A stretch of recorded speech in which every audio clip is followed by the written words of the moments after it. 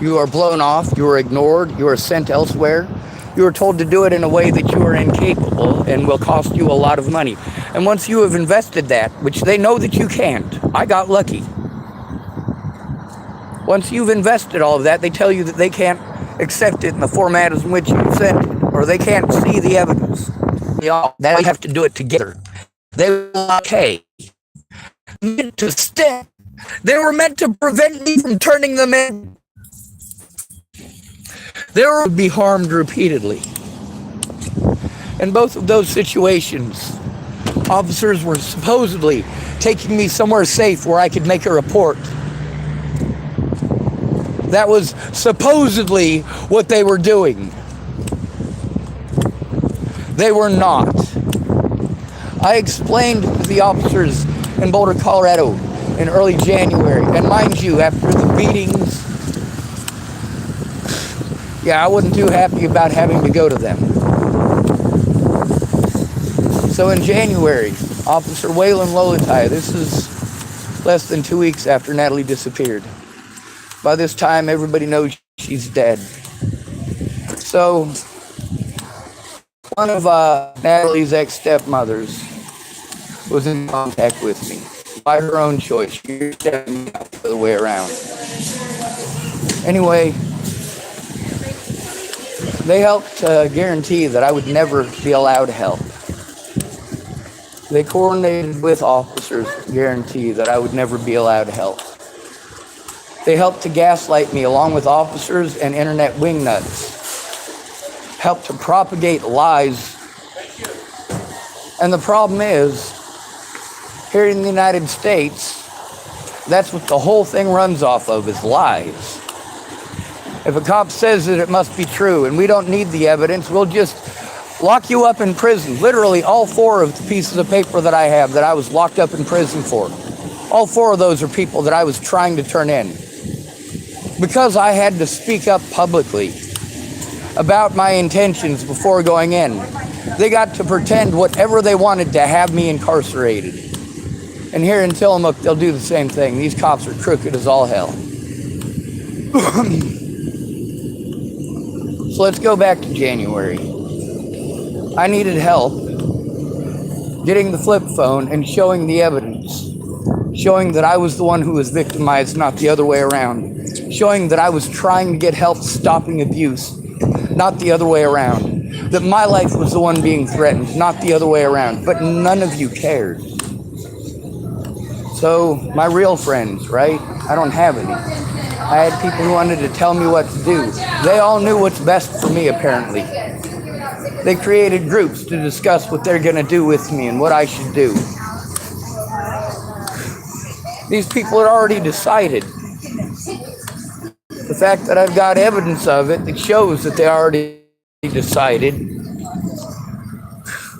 And I'm not allowed to show it because of the term mentally ill. See, these cops here wanted to pretend that I can't be disabled because I'm cognitive. Well, you know what? I have a physical disability as well. You pay attention to that. Matter of fact, I have multiple physical disabilities. Now, when I went to the cops,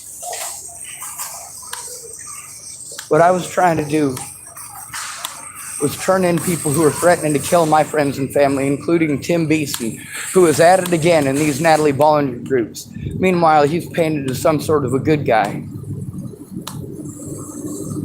Seriously? With what Natalie said about that man? Of course, there's a lot of stuff she said about me that was almost true. She said I stayed behind her work for weeks. Nope.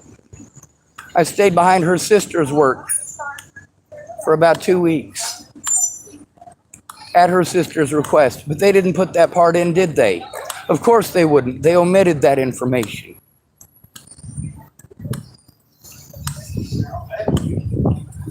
With me not having a steady address to receive mail at, and for me, obviously, having to get everything all legal here in Tillamook, I have to be afraid.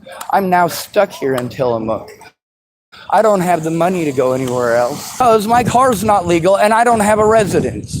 So these police officers can harm me anytime they choose. And so can the public. And so can the homeless. And they have shown this time and again because nobody cares.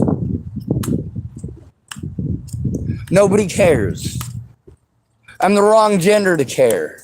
I don't have enough money for them to care. I don't have the drugs that they want.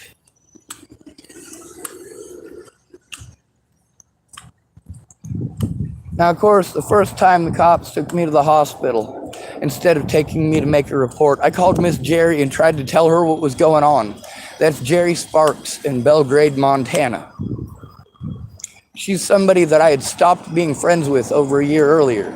But magically, after Natalie disappeared, she wanted to pretend to be friends. Well, me believing her resulted in me being harmed. A lot. The stuff with Lana was hell. Her daughter tried to make it better. It doesn't work when you've got a control freak being a jackass. This is all stuff that was done to try to paint me as some sort of a crazy monster so that nobody would believe anything I have to say, so that nobody would help me, to force me into a position where I will be harmed no matter where I go, no matter what. It shows the contrary of what has been claimed. These power to force me to do, while I am victimized by every goddamn Karen in the public pretenders prey on this. That's not what the Boulder Police Department did. In fact, we're going to try to frame me up for that. And they all use, what does he do? Take you